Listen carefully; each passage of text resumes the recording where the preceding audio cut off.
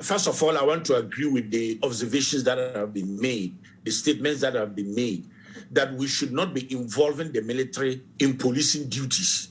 The military should not be seen trying to engage in matters of crowd control and the other incidences that have occurred to bring us into the type of conversation that we're having this morning.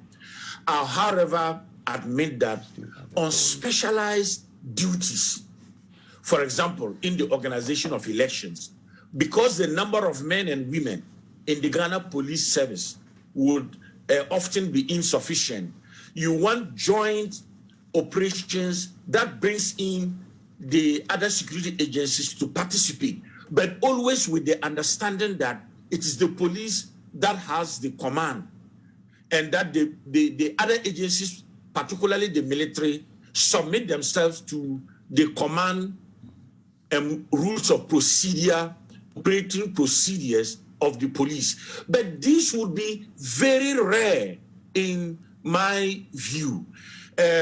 Another example would be when the level of crime becomes elevated to the point that the police alone are struggling to bring down the incidences of crime. You might want to have a specialized operation that brings in the army to play a role, but again, strictly under the directions of the police. But in the overall, I totally agree that we should have less of the army involved with civilians in managing what we are describing generally as, whether it's crowd control, whether it is curbing crime, and you name it.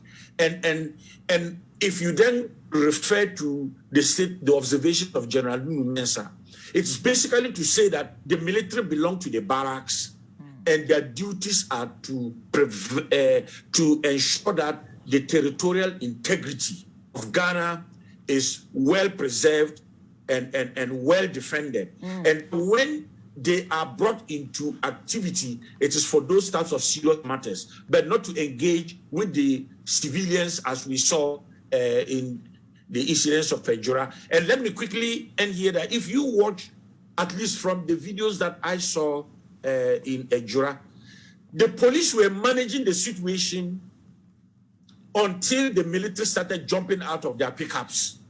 In other words, you had policing going on. I'm not saying that the police have succeeded in dealing with the situation, but those numbers were not numbers to worry about. It was when the military started intervening that we then saw the shootings that then led to the killings of these two people. That should tell us a lot. It should tell us that we should not be engaging the military in such crowd control. Okay. How much trust do you have in the process? Some have said that, well, a committee being set up will not amount to much. Even we saw what happened with the Emil Short Commission on the back of happenings in Ayawaso, West Wogon, and the government's own subsequent white paper. So some have said that if a presidential commission came out with that and that practically amounted to nothing, what would a committee, a ministerial committee, yield? Do you feel this committee is going to be effective, so to speak?